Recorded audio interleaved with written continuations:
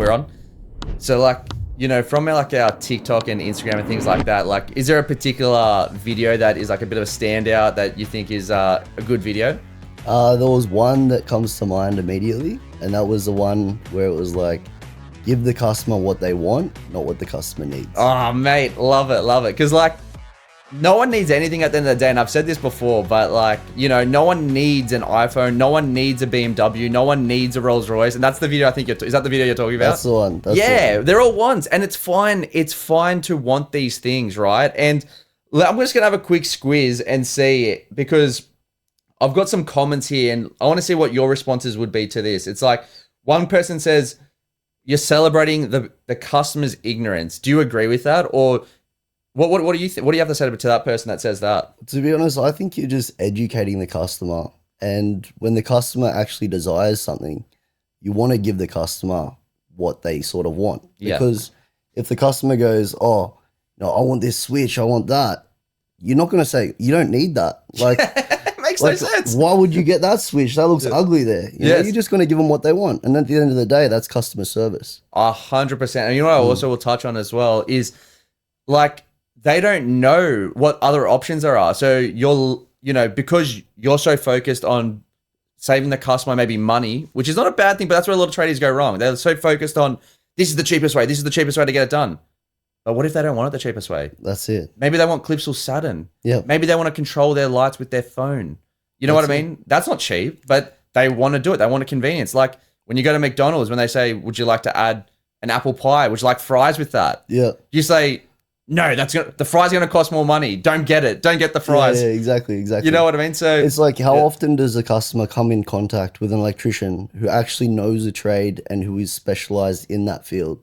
And yeah, they don't know what they want until you show them the options. 100%. So don't, I love that. I love that. So don't, you know, limit your, you know, service because you're so, if you're price conscious, your customers are going to be price conscious. So guys, in conclusion, sell them what they want, not what they need. Exactly. You're allowed to. And that's it. Without further ado, Chris, welcome. So we've got a member of Sparky Sales Systems. We've got Chris from High Demand Electrical. Chris, welcome.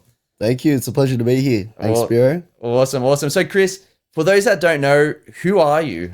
And what do you do? Big question. Who am I? We do level 2, so we're High Demand Electrical.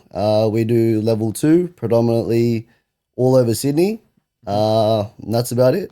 Awesome. And level 2, we've said it on the in the past. That's the linesman. So all the services on the street coming into the household. Yep. That's probably the best way to summarize it. Yeah. From my understanding, so it's just all the power lines coming either overhead or underground. Yep. And that's what we do. To the premises. Awesome.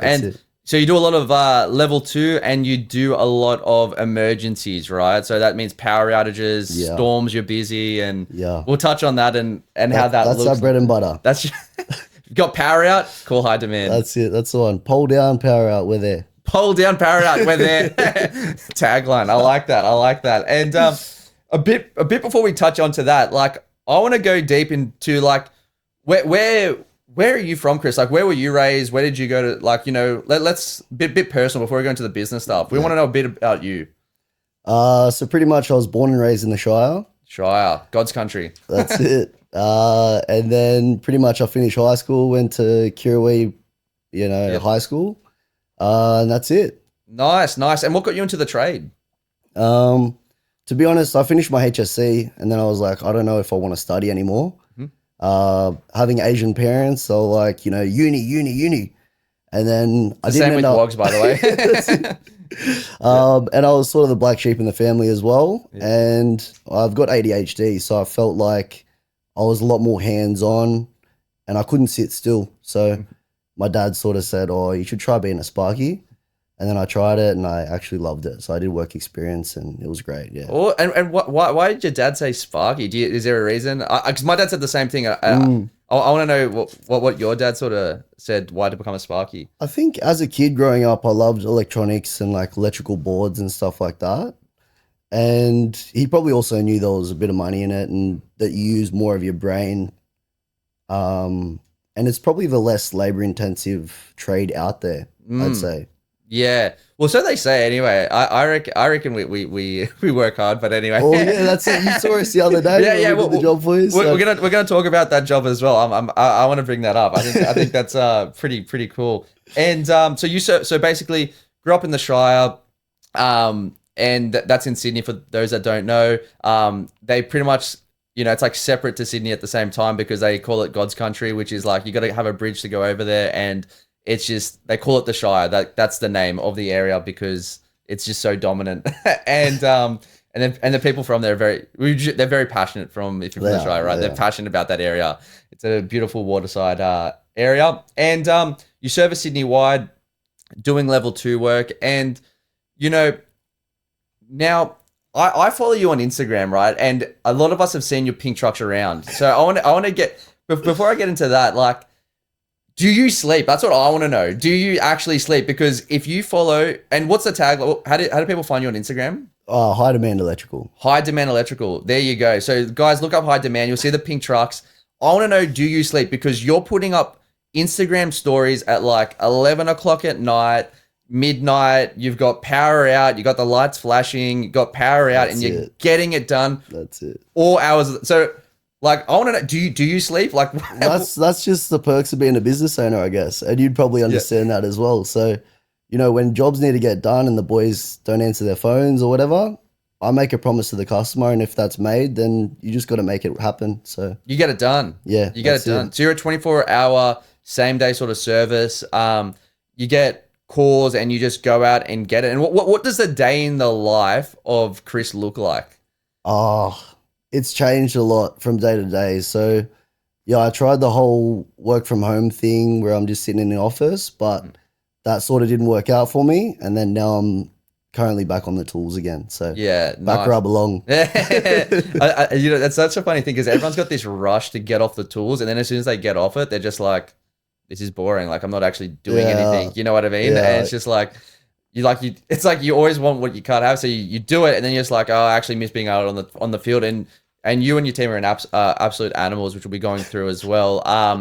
But so basically, I'd say, do you like wake up, you do your scheduled day, and then like emergencies just come in, and then just, is that what happens or? Yeah. So pretty much in Sydney, half of the day we're just driving around. So it's just site to site. And then if a job comes through, we'll just go out and get there. So yeah, it's... And those jobs are like, what are they? We said power poles, street lines down, switchboard upgrades, emergencies, like anything with, is that right? Or Yeah. So I can get phone calls from customers that say, Osgrid's been to my house, they've disconnected the cables, they need you to test it. And then if we go there and we deem the consumer mains unsafe or the switchboard not worthy, then we've got to get everything back up to compliance and get the customer back online, which means an after-hours switchboard upgrade or anything just to get them going again. 100%. And in terms of like doing those emergencies and like, how does your missus take it? I think I want to hear that because, emergency is tough, man. Like, yeah, how does she go with all the emergency work? Oh, I told myself I wasn't going to say too much about the missus. Yeah. She doesn't love it. Yeah. She doesn't love it, but she understands, Yep. and she's amazing at that. So yeah, that's awesome. Shout out. Yeah, I like that because I think that's the thing. I think if you are doing emergencies and if you are in business, I think there has to be a conversation with partners to be like, no, this is what I'm choosing to do. This is how I operate. This is how I work. This is the profession I've chosen to be.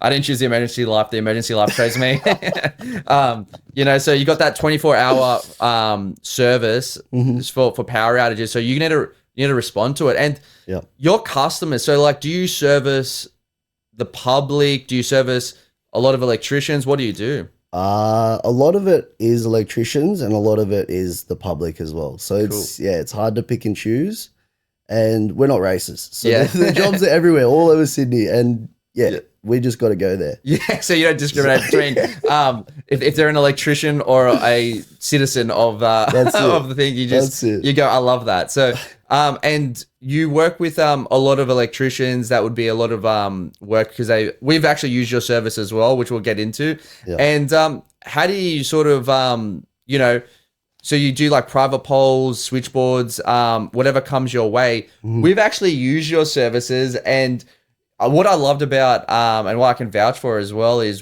there's a lot of level 2s and a lot of servicemen or linesmen, I should say, that complain they go to the job and they're just like, oh no, we won't be able to pull the cable through, or that's a defect, or that's non-compliant, and it's just all complaints. Whereas the difference with high demand, what I can definitely say from first-hand experience, because we use your services for our linesman work as well, is you guys are very just solution focused. Like, where does that come from?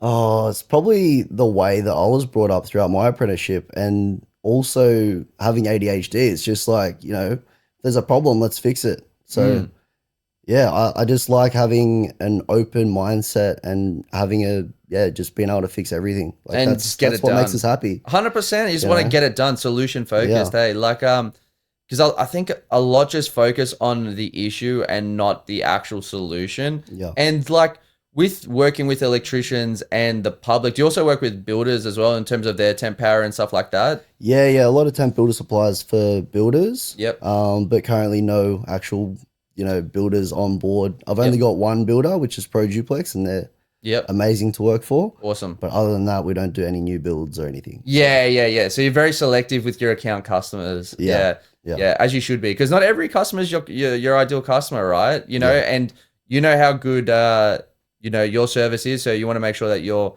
pairing up with customers that align with your values. And that probably also goes with as well, you've probably got what the sort of, for electricians, you probably have account customer rates, and you've probably got retail rates for, is that right? Yeah, definitely. Like, I wouldn't be charging what I charge other customers, what I charge you. Yeah, Sparkies. Yeah. So guys, high demand are super, super competitive when it comes to level 2 works. And what I love, we'll talk about this story the other day in Borkham Hills in Sydney, right? So before I want to, because you were there, I think, from the start of the job when my guys were there as well. So basically the job is a 3-phase. So the customer's currently got single-phase power going to the house, right? And they want a 3-phase upgrade. And again, they don't need 3-phase, but they want 3-phase. Why do they want 3-phase? Because they want to upgrade their solar, they want to upgrade their AC, they want to get EV chargers and an EV car. Therefore, they want 3-phase power. So we don't say, no, you don't need it. We say, not an issue. Let's have a look at that for you. And we did. Now, Daniel, our that's been on the pod, our service technician, went out there and he advised the customer that we should be able to utilize the existing conduit. That was wishful thinking, and I knew that, but he was optimistic. What do you think? Is that wishful thinking? So to paint it out, it's an underground service going to a, what do you call it, termination light pole? Yeah, it's going to a light pole. Pretty much a street pole. So guys, look at like a street light. There's a termination. That's where the main termination is. So there's no overhead lines in this street. It's all underground. And it's going through a retaining wall. So we're thinking, Daniel was thinking, we'll just pull out the old cable, install the new one, all happy days. Yeah. What actually happened? Well, we were all really positive when we first started. And then we opened up the pole, and then we looked at it and we were like, I can't see any conduits inside this street pole. And we tried to pull on it. We tried to tug it. We disconnected it safely, obviously. Yeah, before we started pulling it out. We're not pulling out live. Yeah. And then we tried to pull it out, and then we're like, okay, this is not going at all. It's not budging. So I believe it was direct buried. And then we hooked up the van to it, tied a rope around to it, and then got the boys to slowly take off. Cable still wouldn't budge at all. It just stripped the insulation of the cable. Mm-hmm. And then the boys still dug for another 3 hours or so. Mm-hmm. Big Daniel the Bobcat just got onto it. Yeah. Broke a matic, snapped a matic in half. It was everything that could go wrong probably did. Like it was rock hard. It was rock hard soil. Broke a matic. It was just missions on missions, right? Yeah. And even the retaining wall, there was a retaining wall at the edge of the boundary. Yep. And that was about 1.5 meters high. which we had to core drill through. Yeah, so basically, and I'll put some photos as well if anyone wants. I can send them through. But basically, yeah, we had to get through the retaining wall. It was just a mission. Everything about it was just a mission, right? But it didn't stop us, right? And we actually alerted the customer that this would be the clause if we weren't able to do it. If you want the sure thing fixed, it would be dig up, but we'll try to utilize the existing conduit first. So the customer was aware of that before proceeding with it, and then stage 2 was let's just dig it up. Let's get the excavator in and bypass the existing conduit, and away we go. And then as the excavator's digging, boom, there goes the NBN fiber, the internet service to the to the house as well. So we had to repair that. So guys, this is also why you need a price for profit. Just putting it out there because shit does happen, right? We get stitched up. Problems happen on site. So, which was all cool because it was priced accordingly for the risk. Thanks to your boy Johnny as well, that mate, he was in that trench core holing and digging all day. It was covered in mud. But that cable got pulled through. That 3-phase power is in and the customer is happy, and it all went well in the end. But that's the thing. It all, like, what are some like highlight jobs where you can think of where you just got it done? Like, is there any scenarios that come to mind?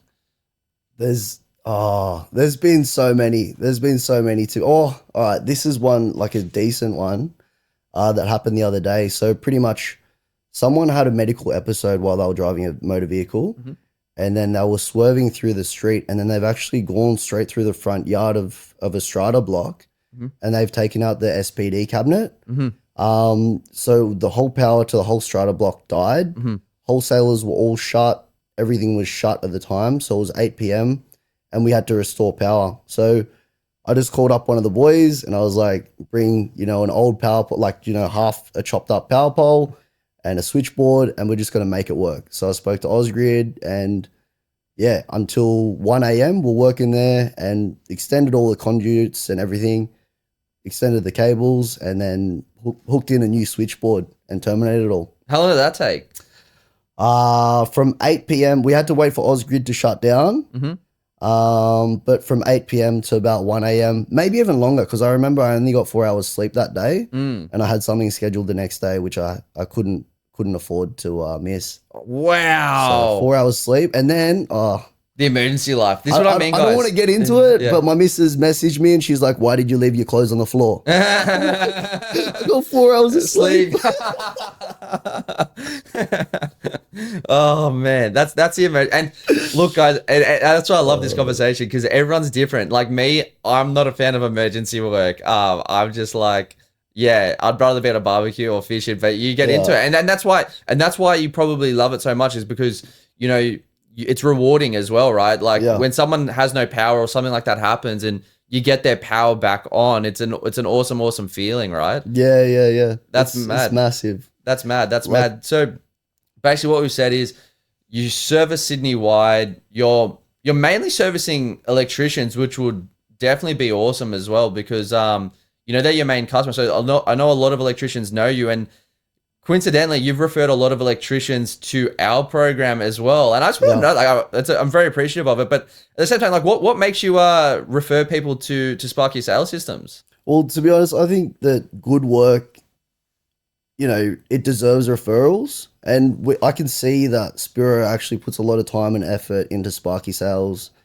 and you're passionate about it. It's not just something that you just put together and you're like, oh yeah, let's get people to sign up. Like, you have weekly Zooms that I don't even think I knew that at the start. Like, I just thought, oh yeah, it's just going to be a website full of modules and you just got to look at the videos. Like, it's a self-learning thing with a bit of resources. But to be honest, Spyro, you've got like accountants, brokers, like insurance brokers. You teach business. Like, the name is Sparky Sales Systems, but you actually teach business. And I'd say that you're actually a mentor, because, if we need you, we can actually message you directly, and you help us out. Like the other day when, I had something go wrong, you're able to rectify it immediately for me. And that really helped me close the sale. You're a legend. You're a legend. I appreciate that. It's It's funny that you say that. Like, you're not the only member. Actually, there's a member that's going to be coming onto the pod in a couple of weeks' time. He said the same thing. He said the exact same thing. That the name Sparky Sales Systems actually sends people the wrong way a little bit because it is a business program. It's not, because a lot of people are like, is it just about sales? It's like, I'm like, no, it's everything to get you to the 7 figures. And it's a choice at the end of the day if you want to, grow your business or not. But at the end of the day, the way I look at it is, if you're working 8 hours a day, you may as well be spending that 8 hours with the most profitable clients. Otherwise, what is the point? Yeah. And I think better than anyone as well, like, man, like, being an electrician is tough. Like, it is tough. And I know you said before, like, it's maybe less labor intensive.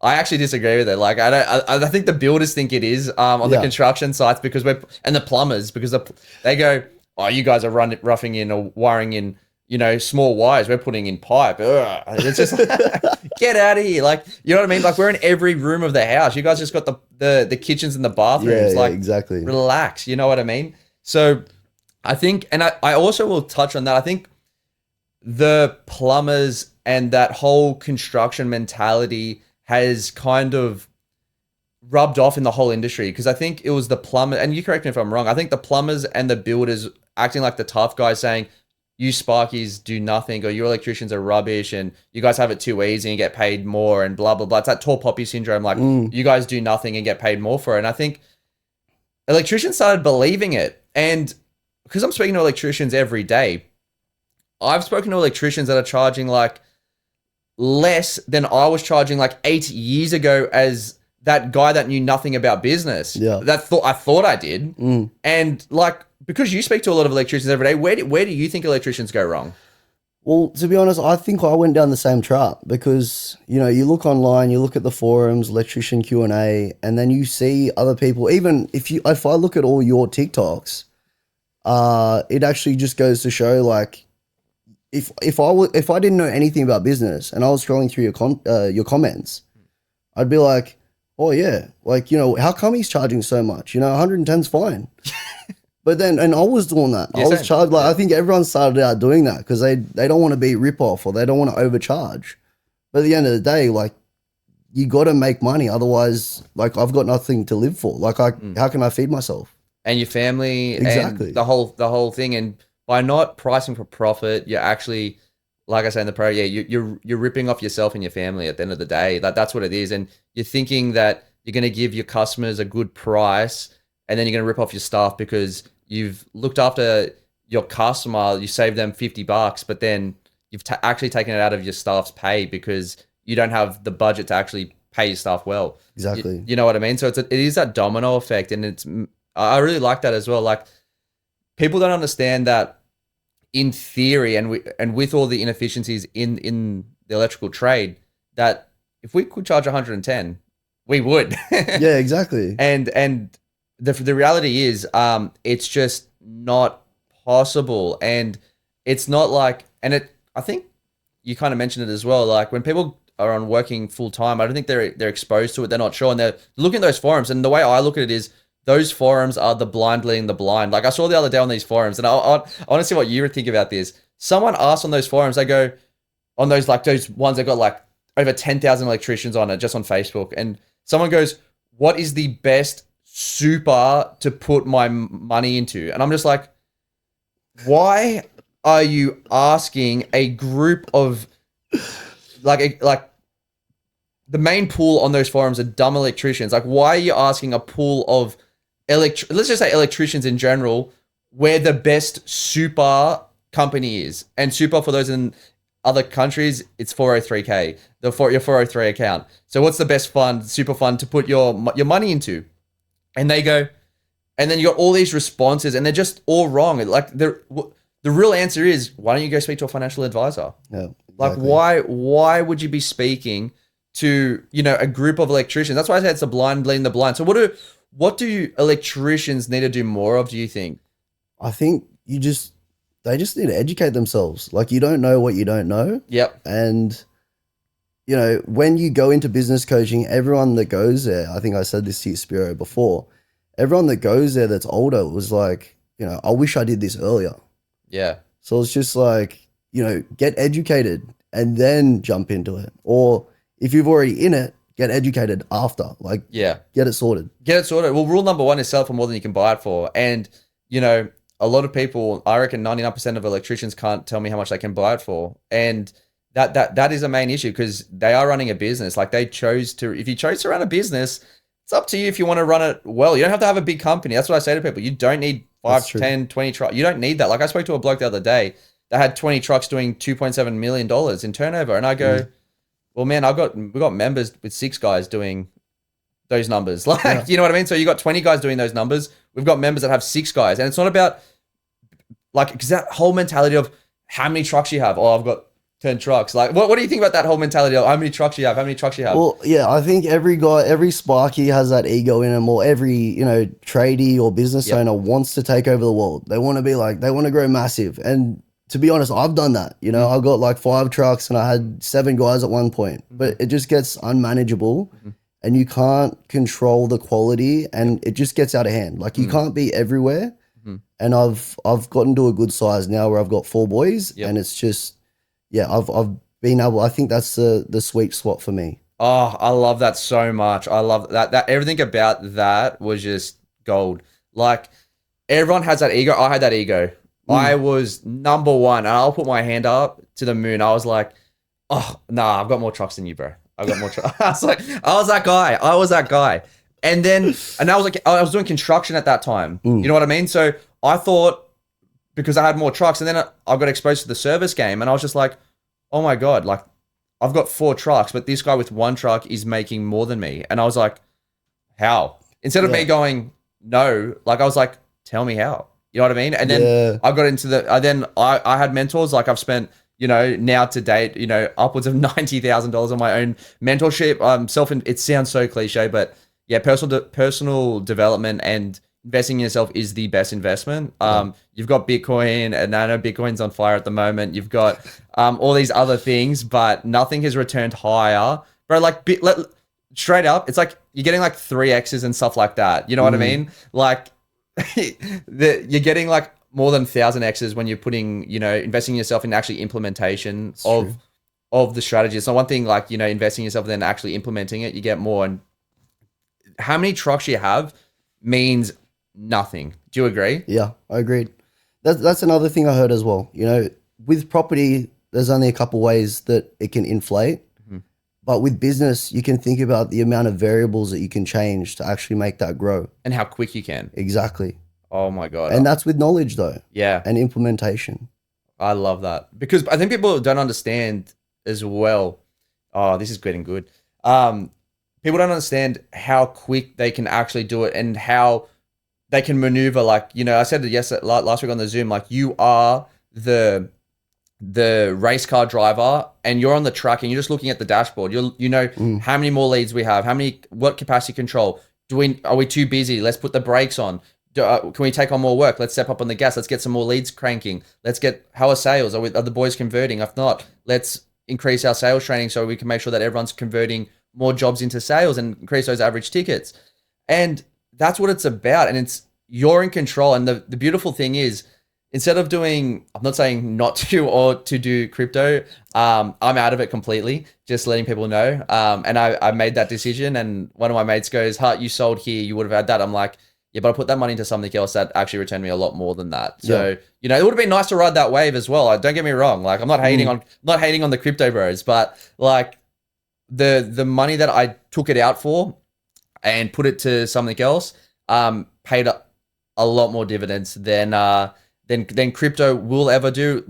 And again, the real estate guys as well. It's all great, but I don't think people understand how quickly they can pivot, how quickly they can, that's just forced save. We won't go into that now, but so real estate and all those things, like just forced savings, investments on the back end. Your business should be your primary, not financial advice, but your business should be your primary vehicle and your primary focus because you're spending the most time there, right? And I don't think people understand how quick they can make some decisions, do some tweaks in their business, and then go from, say, 20K a month in turnover to 50, 60 grand a month, like that. Like, you know what I mean? So what are the plans for high demand? It's a good question. I I'm pretty happy where things are at the moment, but yeah, we'll see what the future holds. Awesome. Yeah. Because it's like it's a little bit of a tougher market this year. A lot of people were saying, 2024. Now we're getting to the end of it now, 2025. Are you expecting it to be? You're pretty a recession-proof business as well. Like you're very on service. You're very on the linesman side. You've got a very good, good following of electricians because you support a lot of electricians, and I know you help them out as well. So if they do get held up or if there's an issue, you just get it done. Yep. So if you are an electrician in Sydney needing level 2 work, definitely give Chris a holler. And I'll put a tagline in the link below. Are you expecting 2025 to be the same, better? What are your thoughts? I think every year we just accumulate more and more clientele. But yeah, as I said, 4 guys is a perfect number for me. So I think that I'll probably stick with the same amount. We'll just get better and better at refining our services and getting more productive. And yeah. Oh, awesome. So it's looking like it's all up, adding it, growing it, getting to it. And I like that. Onwards and upwards. And it doesn't matter as well for guys that are listening. It doesn't matter who's in power. It doesn't matter what's going on in the world. Everyone needs an electrician. And that's why we're in the ultimate, and correct me if I'm wrong. That's why I think it's the ultimate industry as well, because do you reckon everyone needs an electrician? It's a recession-proof business? Definitely. AI is not taking over Sparky's anytime soon. Oh, mate, get it. Yes. AI is not taking over Sparky's anytime soon. Everyone needs an electrician, and you just adapt, pivot to the tide. No one can beat no one's bigger than the tide, but at the same time, mate, there are record profits, there are record sales, there are record months to be made right now, providing you know what you're doing. And it's just you in the driver's seat. It's up to the electrician at the end of the day. Like I always say, you don't need to have 20 trucks. You don't need 5, you don't need 4, 3, whatever it is. But if you are to be in business, you tell me this. I want to hear what your response is. It might sound very harsh. It might piss a lot of people off. But if you're going to be in business, I think it's irresponsible to not run that business as profitable as possible. Yeah, definitely. Like I agree. Like if you look at a lot of the boys that are in the Sparky sales systems, a lot of them are actually killing it as well. Like the results speak for themselves, and yeah, like that's awesome. It's just a no-brainer for me. It's just just the results are speaking. Like, why don't you just follow it? Yeah. Oh, I know, and especially across the car, it's awesome. It's awesome to see, and it's awesome to see it growing. And it's going to lift up the whole industry because that $1,000 a day mentality or that $100 an hour mentality is getting shifted out because we understand what happens in theory or what happens on a spreadsheet doesn't happen in reality, which we go through, of course, in depth. And that's why we're very big on, if you're not hitting those numbers, guys, you can keep doing what you're doing, stay doing it. But yeah, the only person that's going to suffer is you and your business at the end of the day. Like there's nothing stopping you from being great, which sounds so cliche, maybe a little bit inspirational. I don't know, but I'm going to roll with it. But before we let you go, Chris, do you have any closing statements that you want to make, or anything that we didn't touch on the life of a level 2 electrician, emergency electrician? Just happy to be here. Happy to be here. Happy to enjoy. Happy to just get it done, right? Well, what's in store for you today? Today I'm just chilling. I got a lot of paperwork to do, so I haven't been in the office for a long time. Friday office day. That's it. Listen to some tracks. Do you listen to music or do you just get it done? Oh, podcasts. Listen to podcasts on the drive, and that's my thinking space. No, what podcast? Shout a lot of Homozy. Yeah, he's a goat. He's an a animal. goat. Yeah. Homozy's a beast. He's an absolute beast. Yeah, I've got a lot of time for Homozy. Very nice. Shout out Alex Homozy. Come on the pod. Imagine that. Imagine me getting Homozy on the pod. So good. Oh, what? It's going to happen. We'll give it a go. 2025, Homozy on the pod. 7-Figure Sparky pod. Well, Chris, thanks for jumping on the 7-Figure Sparky podcast. Thank you. Awesome to see you absolutely crush it. Nothing but good things and, positively to share. Really appreciate it and looking forward to seeing you absolutely sending it in the future. Thank you. Thank you for all your help as well. All good. Cheers. And that's a wrap.